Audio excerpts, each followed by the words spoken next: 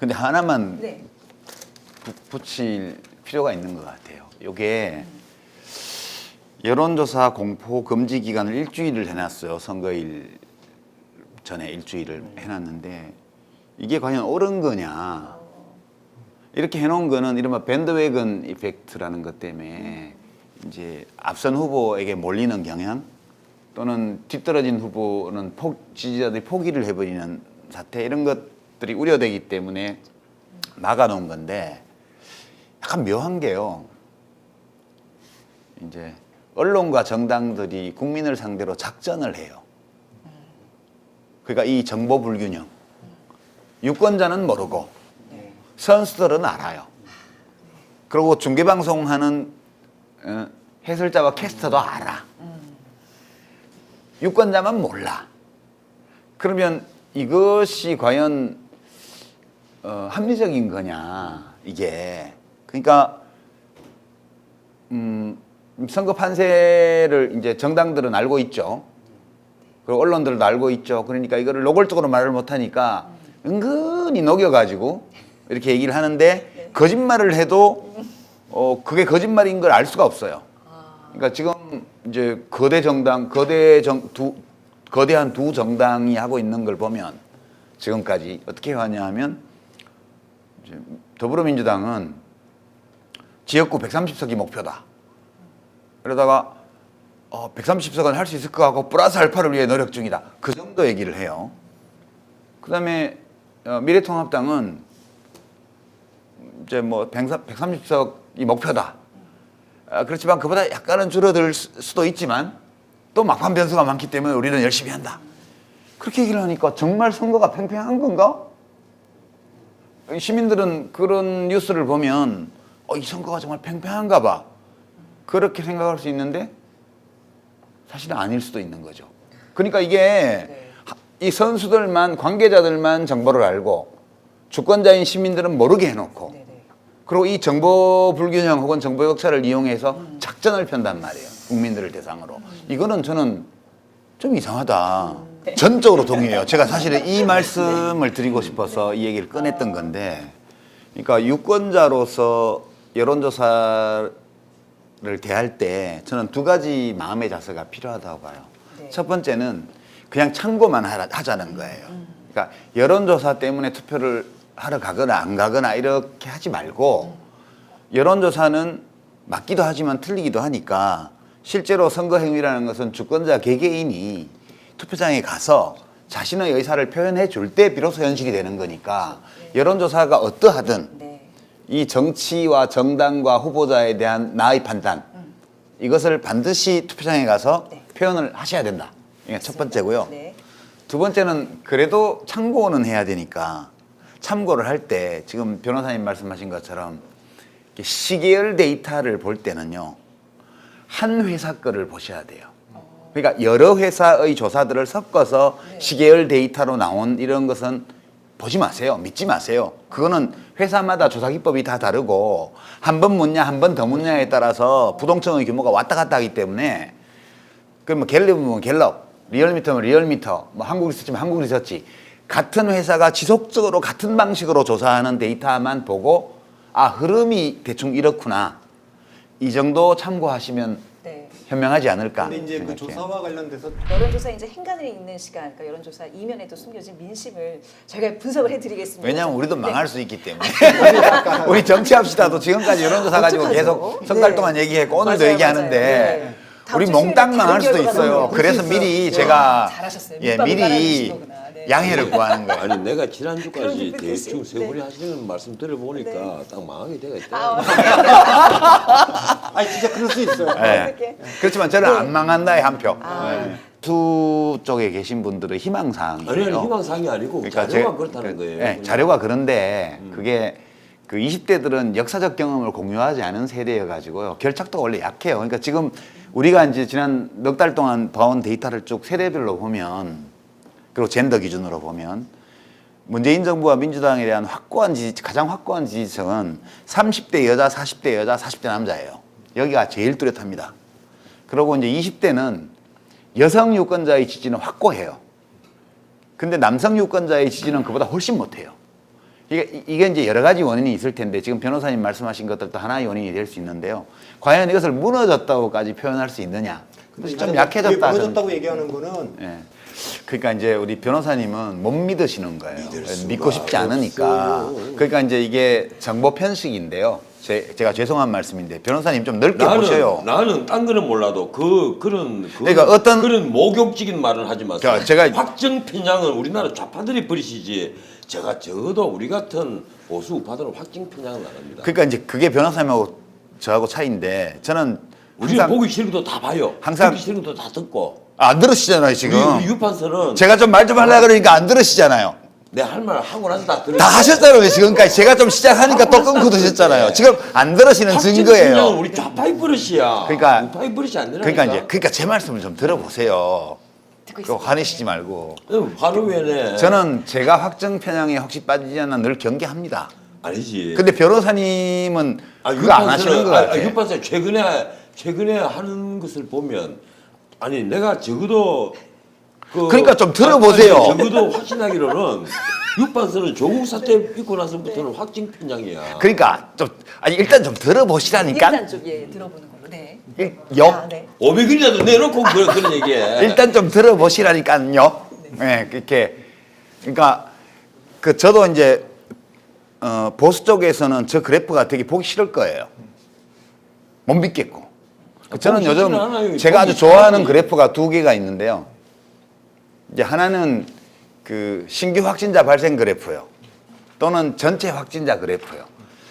아주 우아하게 이렇게 신규 확진자 일일 하루당 신규 확진자 그래프가 요렇게 가고 있잖아요. 그리고 전체 확진자 그래프는 이렇게 해서 요렇게 가고 있고요. 그다음에 이제 그 현재 치료받고 있는 아직 퇴원하지 못한 그런 감염된 분들의 그래프는 요렇게 가고 있고요. 이 그래프를 온 세계의 방역 전문가들이 다 부러워해요. 저렇게 우아한 곡선을 우리도 가질 수 있을까? 그러니까 제가 이제 그 그래프하고 이 그래프 좋아합니다. 저는 좋아하니까 믿고 싶죠. 그러니까 믿고 싶은데 왜 저럴까? 지금 변호사님처럼 말씀하신 분들도 계시잖아요. 근데 제가 변호사님 어떤 의사가 쓴 그 글이 진리라고 생각하지 마십시오. 그런 의견을 가진 분도 있을 수 있어요. 아니, 제가 잠깐만 끝까지 좀 끼워드릴게요. 들으세요. 제가 잠깐만 줄게요. 일단 끝까지 지금- 들어보시라니까요. 지금 이래가다 그래프 하나 이래가다고 저 그거 다 CC 넣어줍니다. 우아하다고 그랬죠. 예. 진짜 우아하려면요 대만처럼 대만은 우리보다 인구가 절반밖에 안 되는 나라인데 중국과 교류는 우리보다 그냥 2배가 돼요. 중국 본토에 가서 살고 있는 사람이 코로나 터지기 전에 중국 아니, 대륙에서 잠깐만요. 봉쇄해가지고 여행기가 안 갔어요 그때. 하여튼 좀 대만은 철저하게 감염은 차단을 해버렸습니다. 변호사님 그래서 그 논쟁 확진자가 제가 사실 여기 하고 싶진 않은데요. 지금 370명이 380명밖에 안 되잖아요. 지난 연말에 그 그래프가 이렇게 돼가는 게 우아한 거지. 이렇게 돼가는 게 어떻게 우아해요? 아니 그 좀 그래프가. 듣고 말씀해 보세요. 듣고. 그러니까 그 제가 이제 스키 코스도 아니고 이게 뭐 절벽 아니, 코스를 일단- 갖고. 이거 제가 마무리 좀 할게요. 마무리. 네. 그러니까 제가 진짜 하고 싶은 말은 왜 저럴까예요. 왜? 어떤 분들은 의사들이 잘해서 그렇다고, 어떤 사람들은 국민이 현명해서 그렇다고 그러고, 어떤 사람은 대구시장이 잘해서 그런 거라고 그러고, 그걸 왜 대통령이 가로채가냐 그러는데 저는 저 그래프를 어떻게 해석하냐 하면요. 이 코로나19 사태를 겪으면서 이 우리 국민들의 마음속에 우리 사회에 대한 재평가가 이루어지고 있어요. 이게 어떤 거냐 하면 막 외국 정상들이 이제 가난한 나라들, 제조업이 없고 바이오 산업이 없는 나라에서는 자체에서 못 만들기 때문에 지금 의료 방역 장비를 수출하는 나라 한국밖에 없어요, 지금. 미국도 다 봉쇄를 했고요. 그러니까 생산 여력을 가지고 있고 그리고 수출을 허용하는 나라가 거의 없어요. 근데 한국은 진단키트 생산량 100 중에 국내 소비가 5가 안 돼요. 95를 수출하고 있어요. 방호복도 수출하고요. 마스크 수출합니다. 이제 수출할 여력이 있어요, 지금은 이제. 그러니까 지금 그런 일들, 미국에서 뭐 트럼프 대통령이 전화해서 보고장도 좀 보내라고 그러고 이런 거를 보면서 되게 헬조선이다 뭐다 이렇게 해갖고 우리 자신이 이룬 것에 대해서 이제 비하하는 심정으로 바라보고 그리고 유럽이 선진국이다 미국이 좋다 이렇게 생각하고 있다가 이 일을 겪으면서 그런 면이 있긴 하지만 그게 다가 아니었는지도 몰라. 그리고 우리가 정부 수립 이후에 지금까지 온갖 우여곡절을 겪으면서 이루었던 이 많은 것들이 사실은 우리가 지금까지 생각했던 것보다 더 나은 것이었을 수도 있어. 이렇게 생각을 하니까 그 대통령 지지율은 그 덕을 보는 거예요. 그냥 제가 볼 때는 그 덕을 보는 것이고 이런 우리 사회 우리가 이룬 것 이게 참 우파적 역사관인데 박근혜 대통령이 늘 강조했던 이 자기를 비하하는 역사관은 안 되고 우리 역사에 대해서 자랑스럽게 생각하는 국정교과서를 만들자고 했을 때 내세웠던 게 이런 인식이에요.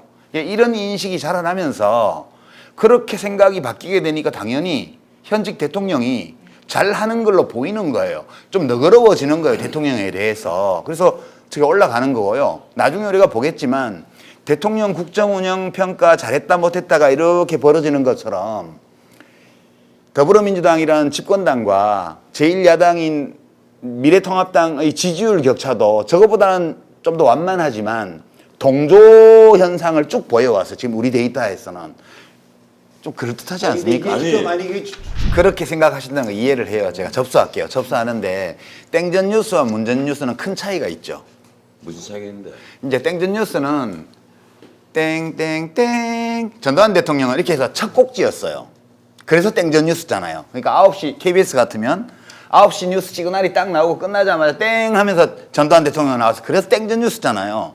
문전 뉴스는요 10번째 꼭지 12번째 꼭지에 나와요. 아닙니다. 요새 방송 잘 안 보시는 그리고요. 세 번째 아니면 두 번째 아니면 빠르면 두 번째 늦게 가봤자 아닙니다. 다섯 번째입니다. 이제 참. 이거는 이제 나중에 뭐 민원연에서 한번 검증해 줬으면 좋겠고요. 그다음에 또 하나의 차이는 방송 저렇게 확정 편향이 있어. 꼭 검증을 해도 민원연에서 하래. 어? 그럼 뭐 시민단체에서 해야지 어떡합니까? 아 시민단체가 민원연밖에 없어요?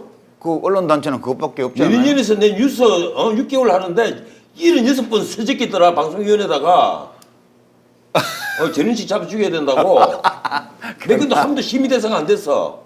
그 말은 뭐예요? 죄 없는 나를 76번 씹었다는 얘기야. 그 시민단체예요? 그러니까 악성 바이러스지. 하여튼 뭐 화내시는 건 제가 뭐 받아들이고요. 근데 혹시 민원연 소속이에요?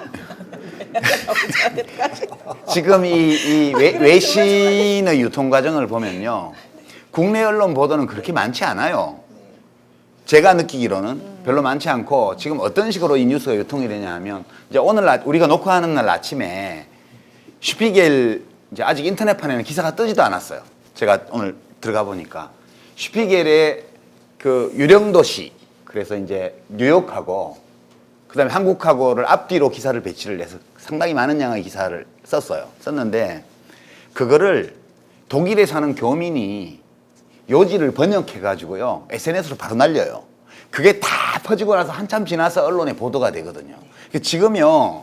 이 SNS를 통해서 이루어지고 있는 외신 번역 이거 제일 처음에 올라오면 구글 번역으로 그냥 번역기 돌려서 올라오고요. 그다음에 자기가 번역해서 요지가 올라오고요. 그다음에 전문 번역이 올라오고 국내 기사는 그 다음에 나옵니다. 그러니까 이 정보 유통 과정이 지금 변호사님은 방송이나 신문만 보고 계신데 아주 양상이 바뀌었고요.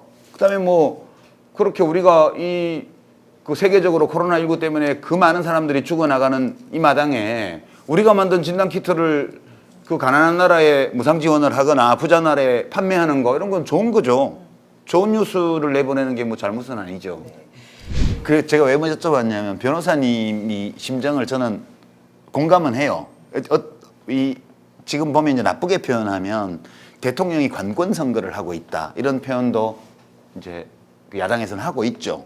그 지방 일정 같은 거 이런 거 가지고요. 그다음에 언론을 장악해서 코로나19 대응 실제로 별로 잘한 것도 없는데 대통령이 잘해서 한 것처럼 여론몰이를 하고 있다. 그래서 이제 문전 뉴스라고 말씀하셨고요.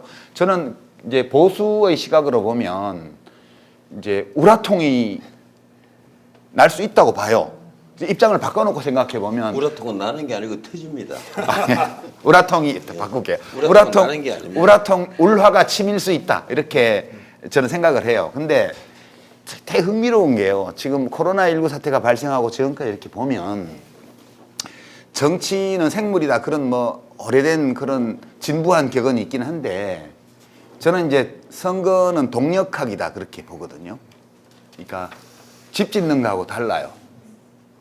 집 짓는 거는 중력만 이겨내면 집이 지어지는데 동력학은 이 행위 주체가 여럿이 있어서 이게 서로 반응하고 또 반응하고 이렇게 얽히면서 네. 변해가는 거라서 그래서 이제 정치는 생물이라는 표현이 여기서 나온 건데 저는 정치는 동력학이라고 봐요. 근데 상당히 흥미로운 게 코로나19가 터지고 그 중국 봉쇄론을 야당이 펼쳤고 정부가 중국 봉쇄를 안 했고 그리고 31번 확진자가 나왔고 신천지가 터지면서 900명 넘는 신규 확진자가 하루에 나온 적도 있어요. 그때 이제 한나라당 아니 그때 미래통합당 의원들 회의에서 그게 돌발 영상에 잡혔죠. 지금 찬스야, 잘 되고 있어. 이 관리만 잘하면 돼. 이 얘기가 나왔다가 그게 이제 항의를 받아 삭제하고 이런 소동이 있었는데 그때만 해도 선거 전망이 코로나19가 터지면서 여건이 불리한 걸로 누구나 다 예측을 했죠. 이게 이렇게 반전되리라고는 상상도 못했어요.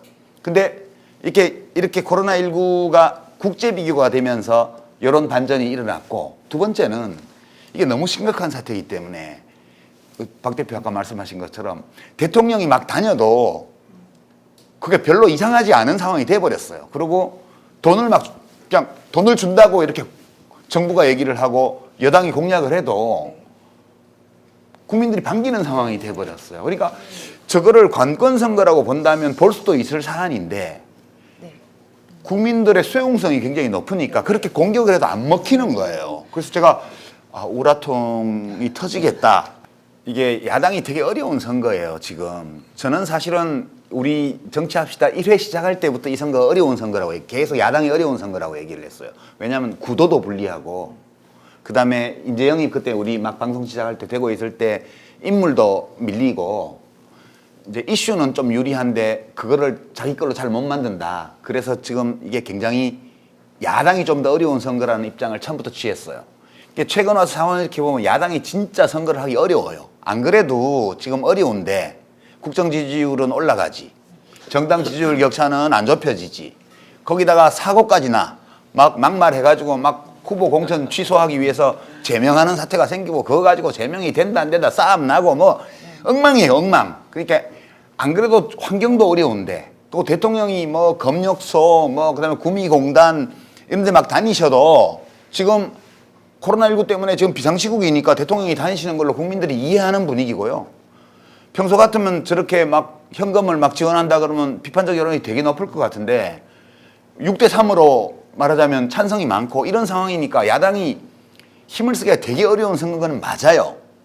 근데 이런 요소들이 반영이 되어서 지금까지 얼마나 우리 이 KBS 여론조사가 정확했는지는 나중에 이제 우리가 알게 되겠지만 저는 이런 정도의 격차가 벌어지기에 충분한 상황 아니냐. 예, 그렇게 보는 거예요. 네, 그러니까 이제 정권 심판, 제가 지난번 녹화 때도 그 말씀 한번 드렸는데 정권 심판론하고 그 여당 견제론은 다르다고 생각해요, 저는. 그러니까 그 버전으로 치면 약한 버전이에요, 견제론은. 그러니까 저 여당이 지금까지도 이제 국정 운영을 잘하지 못했는데 이번 선거에서 또 너무 많은 의석을 주면 오만과 독선에 빠져서 국정을 더 엉망으로 만들지 모릅니다. 그러니 우리 야당에게도 어느 정도 그 견제할 수 있고 비판할 수 있고 감시할 수 있는 그런 정도의 힘은 주셔야 됩니다. 이거하고 문정권 나라 망했으니까 심판하자고는 굉장히 거리가 있는 거거든요. 근데 지금 보수 야당이 정권 심판론을 지속적으로 1년 넘게 펼쳐왔어요. 그 결과가 뭐냐면 이게 국민들의 판단이거든요. 이 여론조사가 국민 의견을 제대로 반영하는 조사였다면 이 트렌드를 보면요.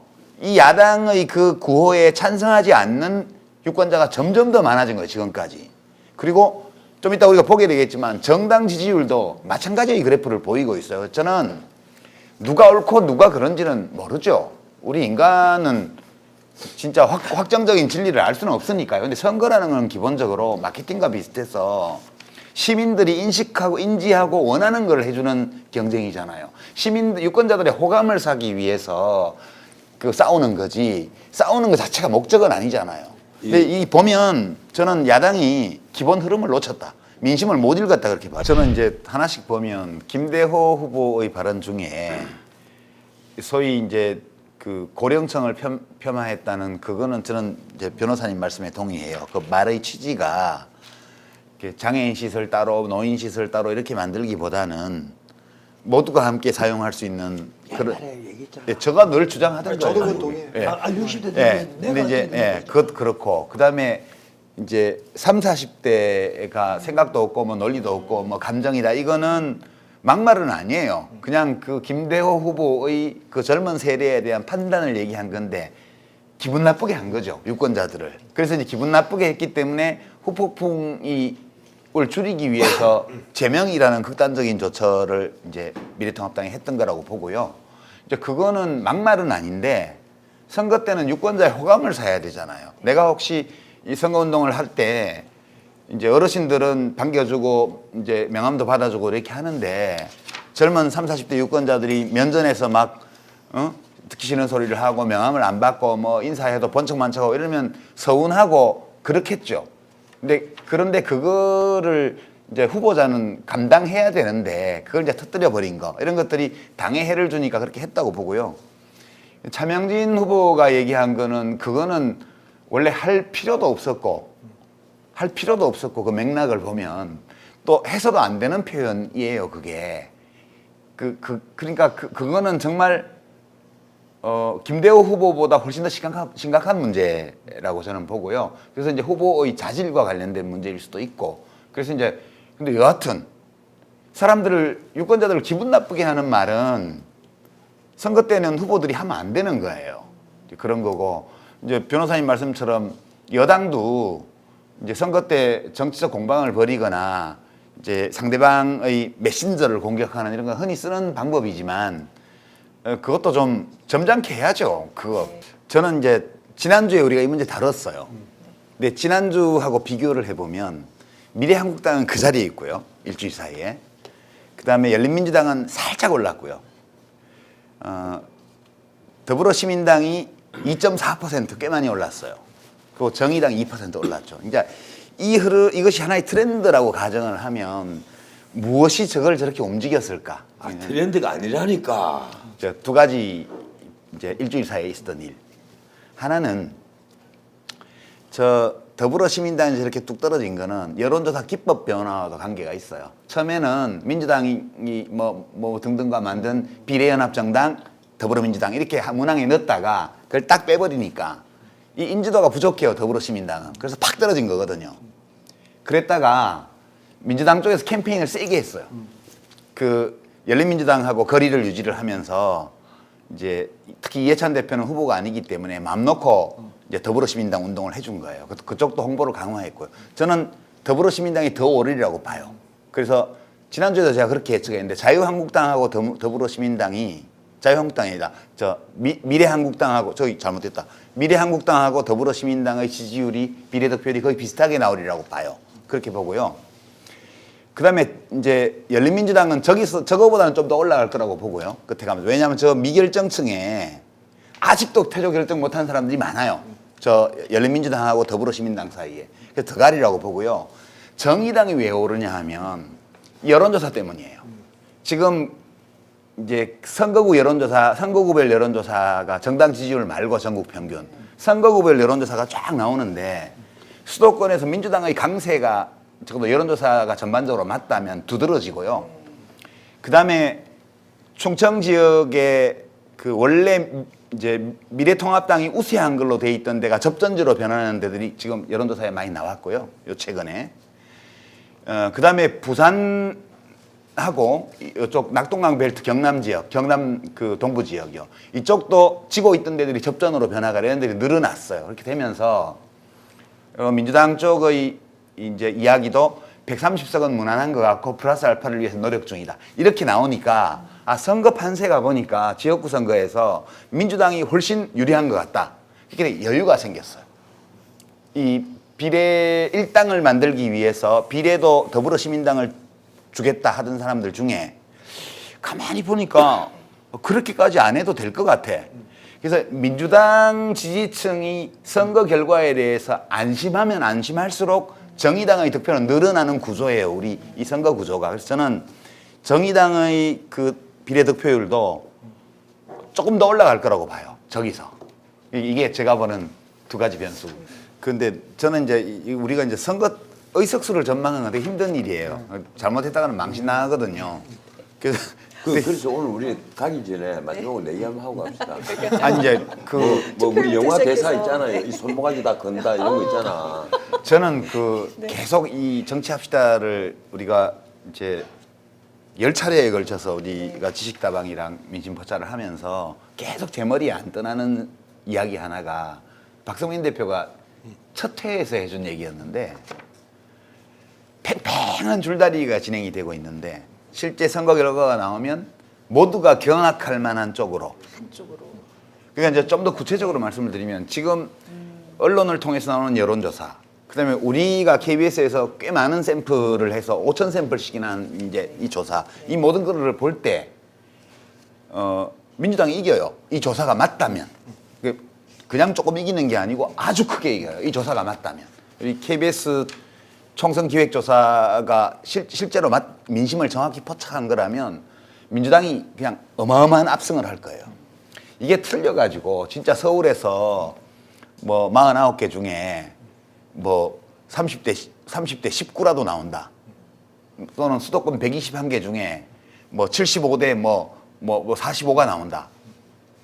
뭐 70대 50이 나온다. 19개 정도를 가져간다 그러면 50개 갈 겁니다. 예, 이러면 아니, 산수를 그렇게 못해요. 이러면 그거 못하면 앞에 숫자가 121개 중에 있잖아. 70대 51 나왔다. 예, 수도권에서. 이러면 민주당이 참패하는 거예요. 이거는.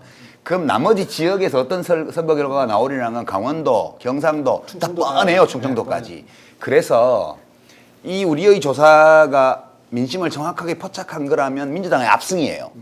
그리고 이것이 민심을 제대로 포착하지 못해서 만약 그 저변에 민심의 저변에 이 여론조사에 포착되지 않는 어떤 것들이 있어서 그것이 투표 행위를 통해서 나타난다면 이 지역구에서만 139개까지 바라봤던 이 민주당은 창피할 정도의 망신을 당하게 될 거예요. 그러니까 둘 중에 하나라고 저는 봐요. 어중간한 건 없으리라고 저도 봐요. 그렇게 봅니다. 계속 그 생각이고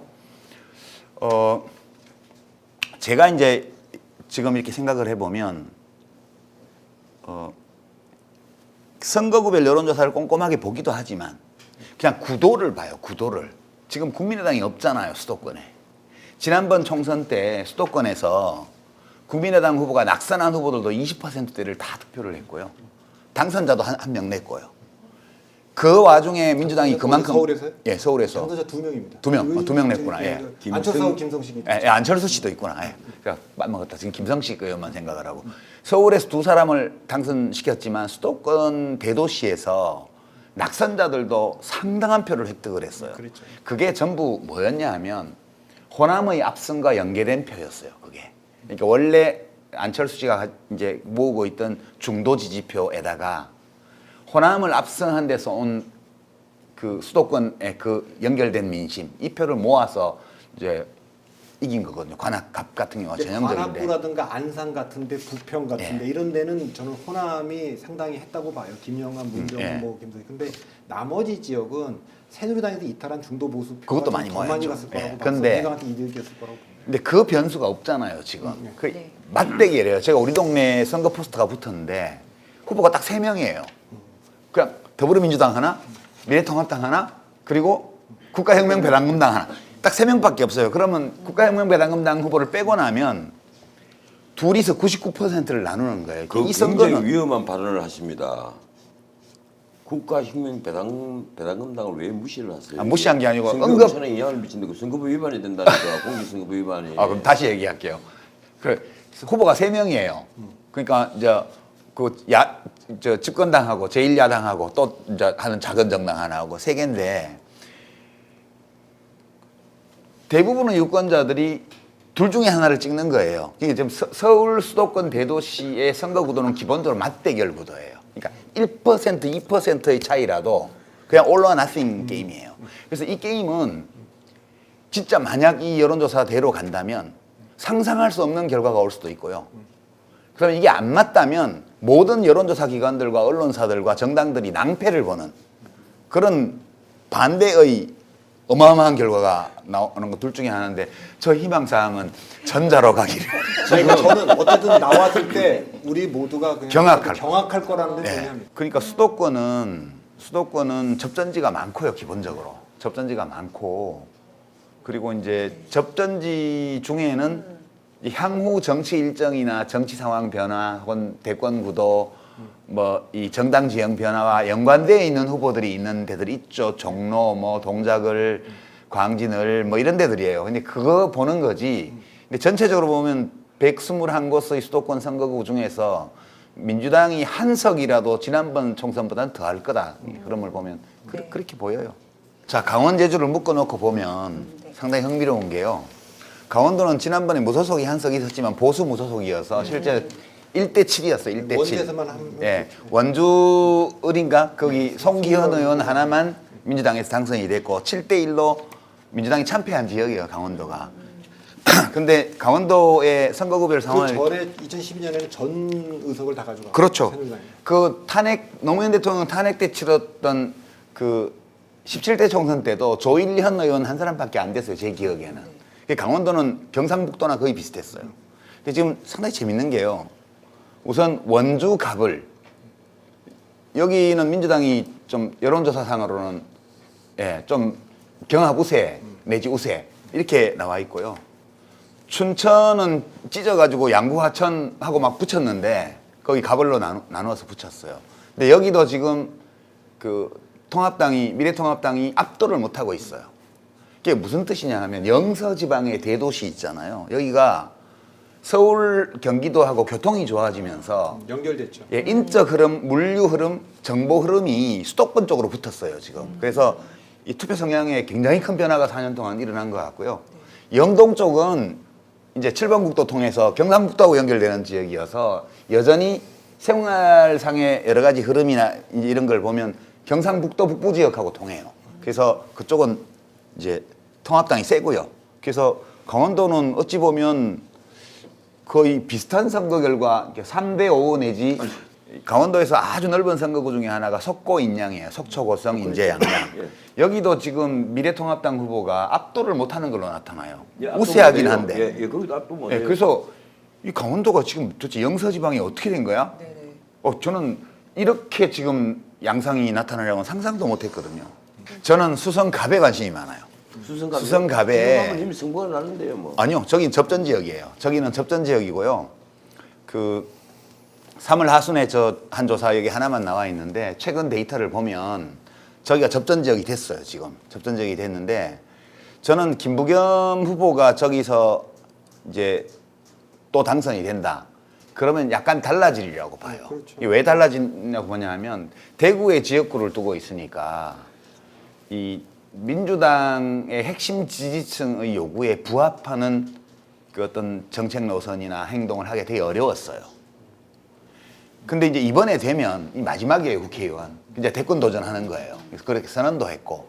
그래서 여기서 다시 한번 신임을 받게 되면 지금까지 김부겸 의원이 아주 점잖게 그냥 자잘한 정책들 성실히 하면서 했던 이것과는 좀 다른 제가 어렸을 때 봤던 김부겸이라는 사람의 모습 그런 것이 나타날 가능성이 있다고 봐서요. 저 개인적으로 친하기도 하고요. 그래도 사적인 사정이 들어가면 안 되지. 나는 얼마 전에 솔직히 말하면 내가 대구에 사심이 아니고 이거는 공적인 거예요. 진보 진영에 갔다 소속된 왔고 내가 이번 사람으로서. 일요일 날 또 대구에 가야 돼요. 그런데 왜 가시는데요? 예? 뭐 그런 일이 있어요. 가시면 김부겸 응원 좀 해주고 오세요. 내가 주호영과 예? 무리한 김부겸과 부탁을 친한 거 무리한 곱하기 한 부탁을 10배로 주호영한테 친해요. 그거 의외다. 내가 데리고 있었고. 아니 변호사님하고는 스타일이 완전히 안 맞는데. 내가 데리고 있었다니까. 데리고 있긴 못. 군난 참모하고 사단 참모로 데리고 아 있었는데. 그래요? 무슨 그런 사사로운 정에 얽매이시지 말고 그 사사로운 공적인 정이지. 그 나라의 미래를 위해서는 좀 큰 인물이 될 수 있는 사람을 밀어주셔야죠. 그리고 예, 저는 이제 민심 포차뿐만 아니고 우리가 제일 첫 회 홍준표 대표님하고 했던 것부터 시작해서 지식다방 민심 포차 이렇게 쭉 교대로 하다가 마지막에 민심 포차만 몇 번 하고 개표 방송으로 이어지잖아요. 저는 개표 방송까지 해야 되니까. 근데 제가 늘 그 선거 방송을 보면서 방송사들이 왜 저렇게 하지? 그런 불만이 있었는데 이번 이 정치합시다에서는 특히 좋았던 것이 이렇게 전국 조사를 주기적으로 하고 또 이제 무당층 또는 부동층 패널 조사를 또 정기적으로 같이 해서 보완 자료로 쓰고 뭔가 데이터를 가지고 그 현안이나 선거에 대한 비평을 주고받을 수 있었다는 게 되게 즐거웠고요. 그리고 우리가 미처 다 공개하지 못했던 그 패널 데이터, 그 여론조사 데이터나 이런 것들을 개표 방송에서 또 우리가 선거 결과를 놓고 이거가 견져가면서 한번 확인해 보는 재미, 그게 되게 기대가 돼요. 기대가 돼요. 그래서 개표 방송 KBS 많이 봐주시기 바랍니다. 네. 아싸. 좋아요, 좋아요. 예. 우리 부장님이 좋아하실 것 같아. 좀 예고까지. 네, 우리 제작 부장님 좋아하실 것 같아. 네. 민심포차에 사실 이 먹방으로 굉장히 또 재미를 주신 것에 대해서 굉장히 감사를 드리고요. 참이 KBS 네. 개표 방송 시청률이 네. 많이 나오기를 제가 기대하겠습니다. 타 방송사에서 하신다는 말씀을 들었는데. 예, 네. M 방송에서 네. 합니다. 한 빡세게 붙어 보입시다.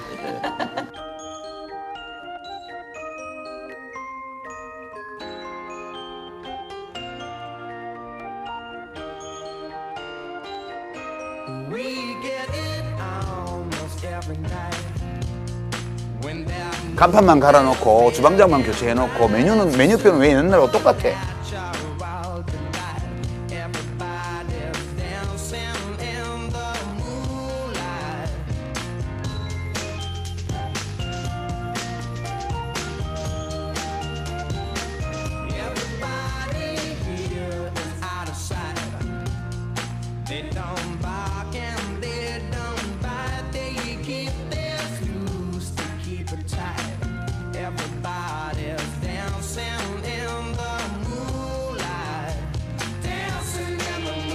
이렇게 되면 정치의 효능감도 떨어지고